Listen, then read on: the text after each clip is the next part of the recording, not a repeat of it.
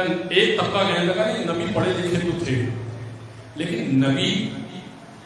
کا استاد جبرائیل تھا۔ کیسے جبرائیل تھے؟ کہا کہ ہوا یہ کہ جب پہلی وحی نازل ہوئی اقرأ بسم ربک الذی خلق، پڑھیے اے نبی پڑھیے بسم ربک الذی خلق، اس رب کے نام کے ساتھ کہ جس نے آپ کو خلق کیا۔ جیسے نبی نے یہ کہا نا، جیسے جبرائیل نے یہ کہا نا، تو نبی کہنے لگے کہ میں پڑھ نہیں سکتا، نعوذ باللہ من ذالک، میں پیش کر رہا ہوں پہلے تو ان کا بیان پیش کر رہا ہوں جو انہوں نے کتاب میں لکھا۔ کہا کہ نبی نے کہا کہ میں پڑھ نہیں سکتا۔ جبرائیل نے غار حرا کا واقعہ ہے، جبرائیل نے ان کو لٹا دیا، سینے کو چاک کیا، دل کو نکالا، آب کوثر سے دل پہ سیاہ نقطے کو دیکھا، آب کوثر سے اس کو دھویا، دل کو رکھا، دوبارہ سے سینے کو سی دیا،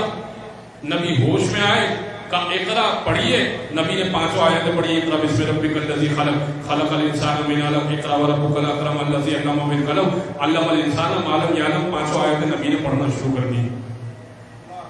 تو اس طرح سے استاد ٹھہرے نبی کے، استاد جبرائیل ٹھہرے، یہ انہوں نے پیش کیا۔ میں نے تسلیم کر لیا، ٹھیک ہے بالکل صحیح ہے،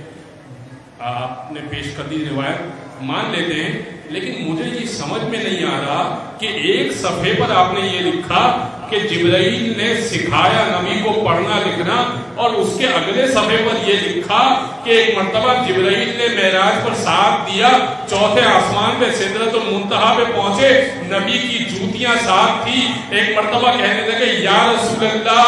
میں یہاں سے آگے نہیں بڑھ سکتا۔ کہا کیوں آگے نہیں بڑھ سکتے؟ کہا یا رسول اللہ یہ آپ کی شان ہے کہ آپ آگے بڑھ سکتے ہیں، تو وہ جبرائیل جو جوتیوں کے برابر نہ ہو سکے، وہ نبی کا استاد